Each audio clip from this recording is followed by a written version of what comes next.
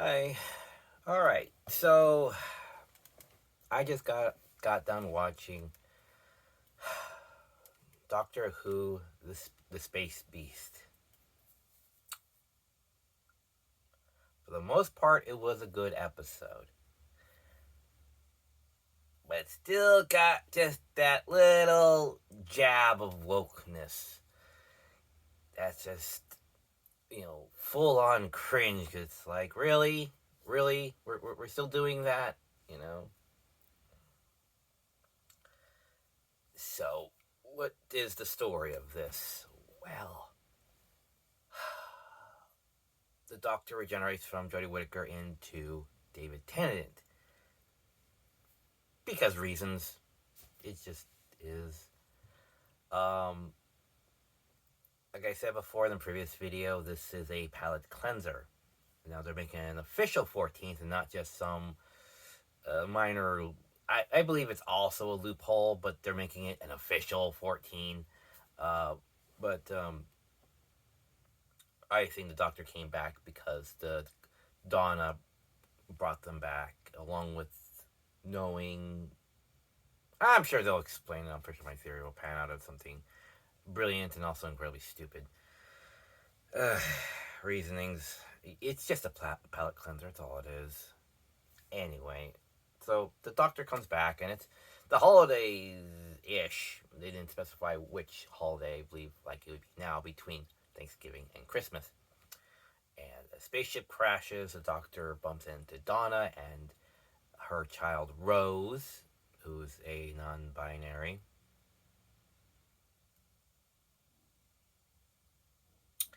And then this magical creature, a la E.T., kind of waltzes into their lives, and two distinct um, armed forces are trying to battle over trying to find the Meep. And the Meep identifies as just the Meep. Now they could have come to that conclusion a lot more respectful by saying, "Oh, the Doctor refers to it as he," but is he a he? Is that the proper pronoun? Just out of curiosity, because that's a bit of an assumption, but we don't say that was a bad thing. The Doctor assumed that, but is that a he? Could it be a bit more questioning? Is that he? Not condoning the Doctor for its sins of how dare you assume it's a he. You know, it's like that. It's like there are easier ways to ask that goddamn question. Is that a he or a she or what? Oh, that's a good question. Uh, are you a he or a she? He goes, I'm just the meep. It's like, well, I do that too. So there are easier ways to ask that question to the Doctor and about the meep than is to condone the Doctor for its folly. How dare you, sir? You get that.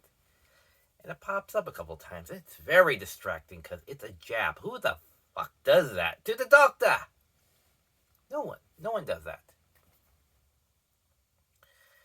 So anyway, firefighting ensues, Granite escape.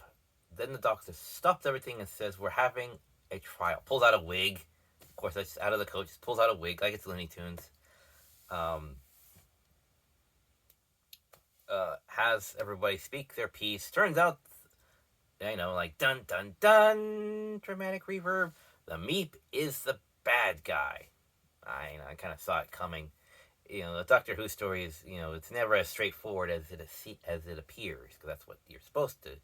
It's that, well, you don't know everything. It's all kind of more hearsay. You don't hear everybody's opinion on what's going on.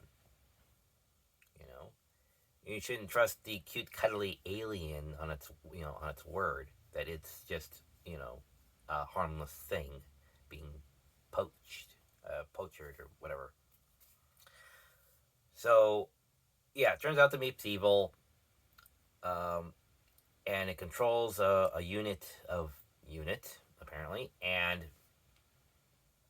it goes to its spaceship, and of course it has the most ridiculous engine drive ever, called a dagger drive, which plunges the spike thing at the bottom into the ground, causes cracks to appear. It seems like it's expending more energy than it needs, than it's gathering somehow, but it's going to destroy all of London town. Uh, the Doctor and Donna get inside the engine, and of course, a plot device then descends from the ceiling, a la, uh, I don't know, some sort of double dagger system, something or other, like that really needs to happen. But it needs to happen for the story.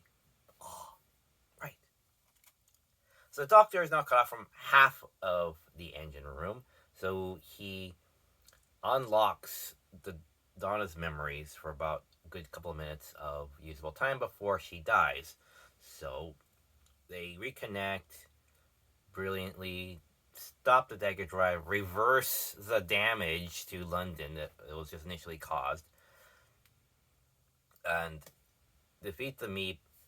And Donna doesn't die because she had a kid, so all like half of the energy went to the daughter.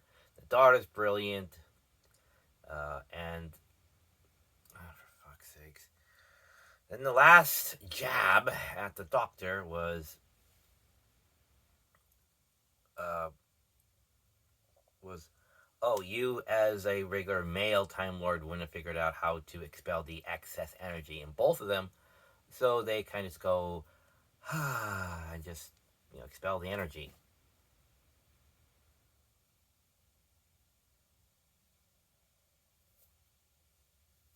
Why? Just why? And it's like, no, we figured it out. Just because you're brilliant. But because also they're female, oh, we're also hugely brilliant. It's again, why would anyone go along with this dialogue? People would say, I don't see why anyone would just say, this is stupid dialogue. Why am I putting my sex as a superiority factor? I'm smart because I'm a certain gender, therefore I'm brilliant.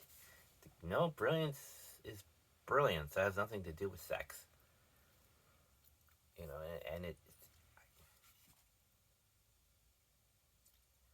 just find it super insulting that they would still do that after all this time. So,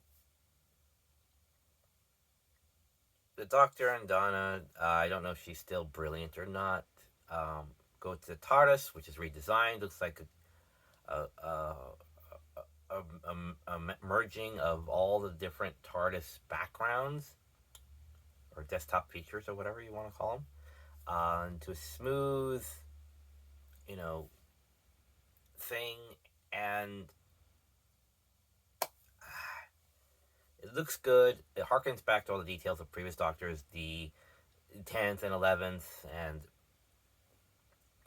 I don't think anything of Jodie. I don't think, but I'm pretty sure there's a detail in there somewhere. But yes, it looks good. It looks very spacious, and then Donna spills coffee on the console. I think she did that on purpose. And then the console starts blowing up, and the TARDIS is going to anywhere, random time and space. And then to be continued in the next special in a few weeks or months or whatever. I think it's going to come out in December, I think. Or sometime around Thanksgiving. Not sure. But yes, that's basically the Star Beast. It's well made. It doesn't feel cheap. It doesn't feel, like anyone's half-assing it in any regard anywhere in this production. It does bother to make reference to what had happened. Like the Doctor. Okay, the only time with the I thought was funny was with the Doctor broke out the psychic paper, and uh, the Grand Magistrate, and he says that's the Grand.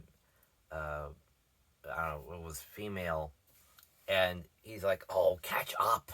Like the psychic paper. Like I'm a male again. I gotta think in terms of that pronoun. So that makes a bit more sense that the psychic paper, um,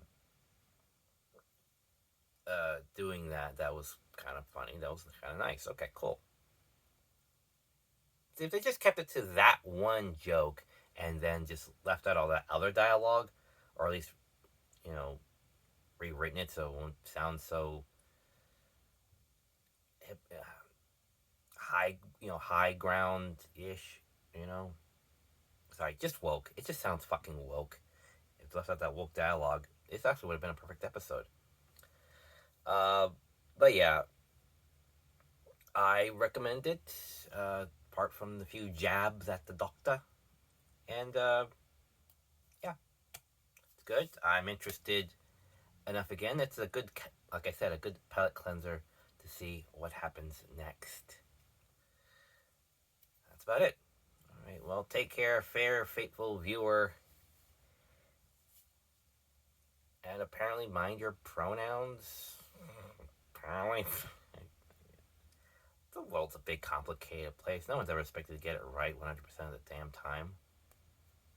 And that was before all this. All right. So take care. See you at the movies. Bye.